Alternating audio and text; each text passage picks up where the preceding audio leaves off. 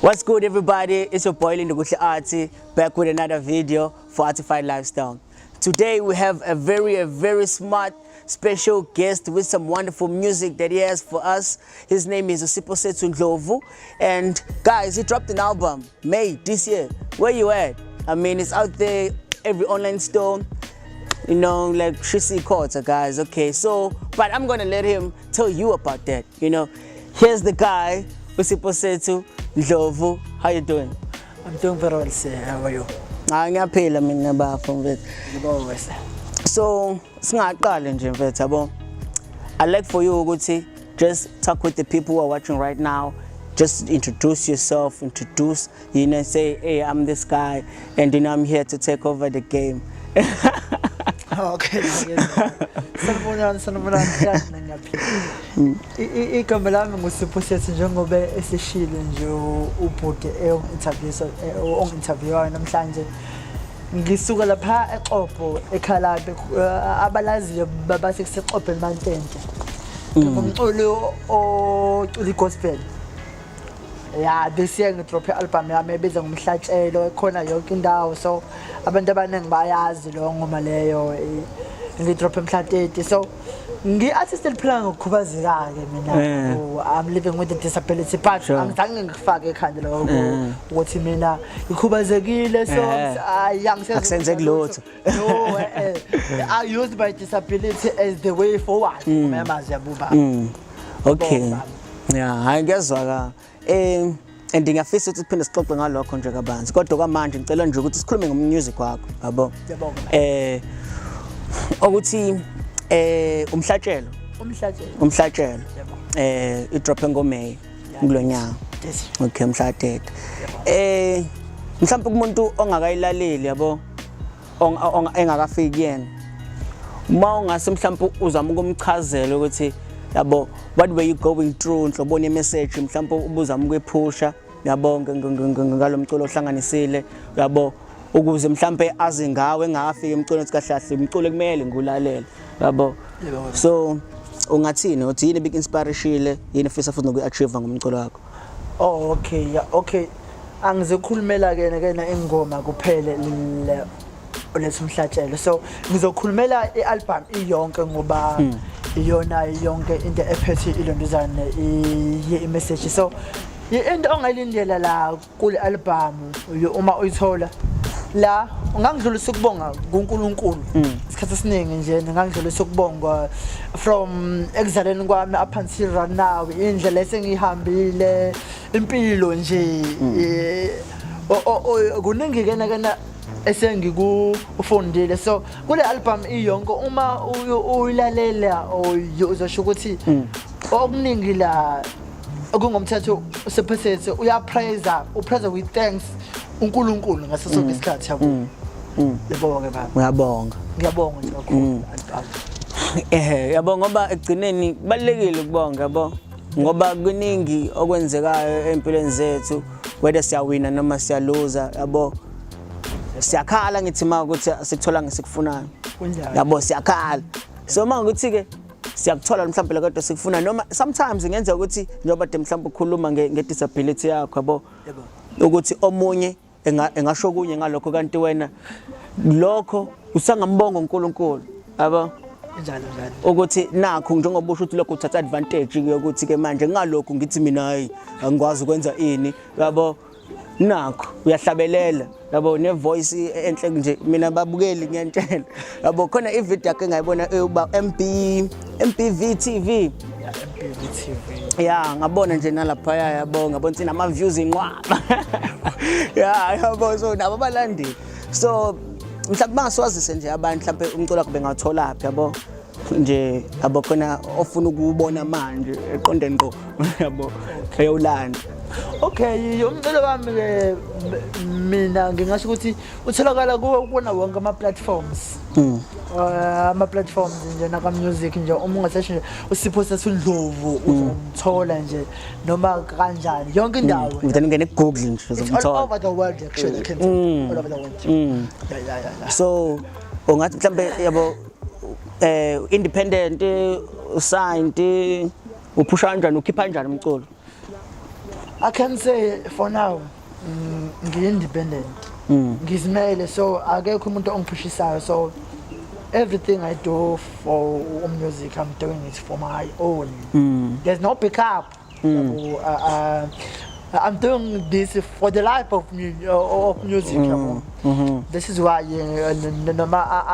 my challenges that come over ngithi no I should not give up. Never. Because music is something that's live inside me. Ngaphakathi. Yes. Yeah, kubalekile nalokho ngoba baningi abanye abenza umculo benzela imali benzela izathu yabo esingazazi yabo. But ke sesibuyela nje yabo kulokho besikhuluma ngakho eqaleni ngedisability yakho. Yep. Like istory sithini mhlambe indlela mhlambe wafika ngayo emhlabeni noma khona mhlambe okwenzeka yabo noma nje ungathini nje yabo kuthina mhlambe singazi nababukeli noma ngizoqala la igama lami ngithe nguSiphosethu lelo gama lelo liqhamuka kubazali bami ngoba bathi the time bethola mina yize ke nobathuka bathi how we didn't expect to born a son like this. But they decided to name me as I'm their gift. So ngiseleni lapho kwena ngingasho ukuthi ewe hayi ngazalwa ngikhubazekile kanje. So this is why again abazali bami bathi no lo muntu lo Siphosethu because uyisipho esivela kuNkulunkulu cha angilimalanga ndawo angizange limale ndawo so abantu abaningi baye yabangibuze bathi Siphosethu kwenzekalani ngawo bathe ukuthi no mina I'm the gift of Lord so that's why ngaso isikhathi I represent myself as a proudly disability. Yeah. Hayi lokho yabo kuyajabulisa ukuze ngoba abo ngathini umuntu uzoyibuza yena ayiphendule yena yabo kanti mhlawumbe wena nawe unankingi ukuthi yabo uzomphendula yabo uzomphendula yabo yeah so ngathini mhlawumbe empilweni yakho khula ngoba mhlawumbe nawe yabo kumele ujwayele yabo khona mhlawumbe owudlula kona nawe yabo in terms of indlela owufila ngayo mhlawumbe khona babekujaja mhlawumbe ugcine nawe mhlawumbe usuyidoubt mhlawumbe yabo ube nokulokhu ukuthi angiyithandi ke manje noma vele ekhaya banale nto uthi hayi nje like uthanda into yakhona nje ukuthi awukazi uzuyidoubt na kancane awukazi ufile less than nje emhlabeni uphuma nje uwena nje yonke indawo yabo ngathi khona ubuzima mhlawumbe wadlula kubona nje thizeni mentally emotionally. Yeah, ngingakuphendula ukuthi empilweni vele ahleze khona ama challenges asosomkhathi yabo. Kodwa ke mina ke my biggest challenge that I faced from the past years I was living in fear of people.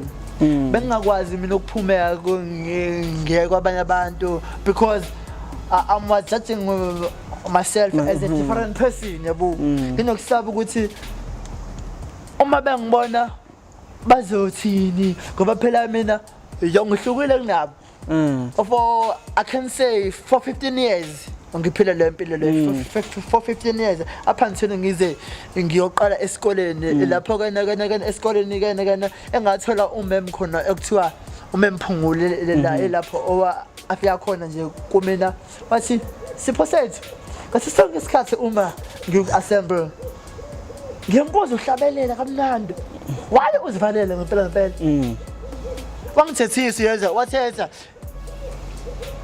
ngale kokususa kwakhe ngingasho ukuthi hayi wangisiza kakhulu nkosami ngoba ngaqala ngaphumela eminyango ngohlala ecele komnyango njalo ekseni and then ingane ngabona ukuthi no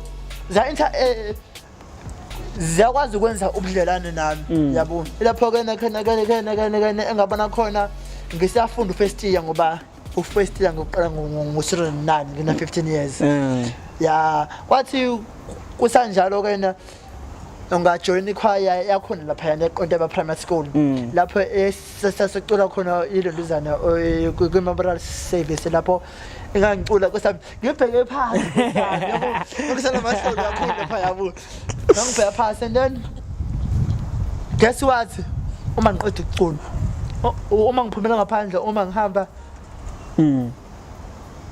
abantu baphuma beza kumina bangiphi imali lapha engirealize khona ukuthi no ukuba shy ukuzisaba ukuthi ungidele kanjani akumele kusale because there is something that's God ayitshale phezulu umzimba lo khona into ezele emhlabeni iye nje ukuthi mhlambe yabo yabo so yabo nje sisakhuluma into kanje I'm sure khona nomuntu lapho ekhaya obuka emfonini mhlambe osayivalele yena ke njengamanje yabo and mhlambe lamagama azomsiza yabo mhlambe futhi yabo like uyazi mawudlula kwizinto ekanjalo kunzima nano kumele kuze kwenzeke into ekanjalo ukuthi angithi wena waproveleka ngokuthi uphume ubone wabonthi hawu yazini kahle kahle kunje so yena naye nje manje akaphumi usangaweza amagama mhlambe ethi avele bonke bashosha yabo kodwa yimaphi amagama ongazamaka ukutshela umuntu kolalela ukuthi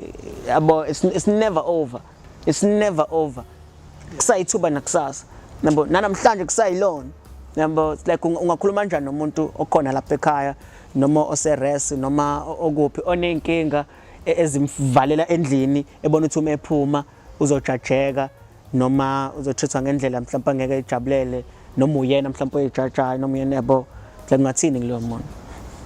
Okay, firstly into yokuqala akumele uthi ngase sonke isikhathi uma uzokwenza into ubheke ukuthi abantu bazothini ngawo ngoba iyona challenges thina esinayo nayo empilweni ukuthi usi end up athina singasakwazi ukwenza izinto esizithandayo because usisaba ukuthi usibele manje uzothini namhlanje mina ngizokutshena le I'm been there but the time ngithi no ngiyayeka ukuphila kwizolo lami ilapho ngabona khona ukuthi no impilo iyenzeke iya phambili so ngingasho ukuthi nje into noyithandayo oyifisayo one desire yayo so ngicela ukuthi uhlale kuyona uyilandele ungabheka ukuthi uSiphosethu uzothini uSiphosethu angeke aze kwenze lokho just follow your dream ilapho uzobona khona ukuthi no izinto ziyenzeke ngikutshena ngami kufakaza lokho mina yebo hayi angazi aba mina kuye manje motivated yabo so hayi abamagama kana amandla ndoda yabo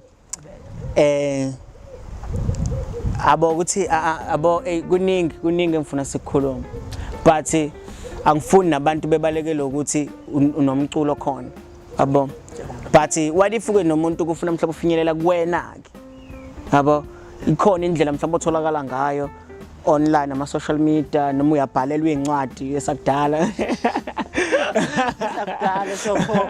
yabo kwenza kanjani utholakala kanjani ndoda okay ngingasho ukuthi ngiyatholakala kubona bonke ama social networks angazi noma kubalekile ukuthi ngishiye inamba yami manje noma kuzokwenzakala bazofanele abantu abaningi okay uSiphosethu Ndlovu nje uma usesho uSiphosethu Ndlovu uzomthola yonke indawo so luckily ngumuntu wabantu yabo ngumuntu wabantu ngasasonke isikhathi I'm with people yabo so bangangithola kanjalo nje kuwona bonke ama social network nje ngiyathola Siphosethu Ndlovu yonke indawo Siphosethu Ndlovu hayi mina ngakusho ukuthi yabo kusamnandi kanje sale sesiyivala yabo ngoba ngiyazi ave bethanda ave behala babukeli sebefuna ibe yi-hour kodwa ke nizwileke sithanda ukubonga ke kuSipho ofikile namhlanje bozos drophela yabo yonke le knowledge sesithole namhlanje yabo ningakhohlwa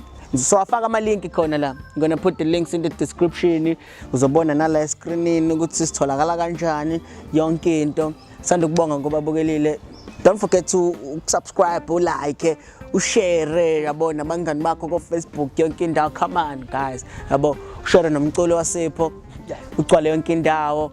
Mhlambe ke sungasala ushare nama email for ama booking yabo, into kanjalo ukuthi nje for abantu abafuna ukubooka bona bengakuthola kanjani. Okay, so singakhohlwe iphasibalekile ke na Ibalulekile. yabona uma sikhuluma ngama booking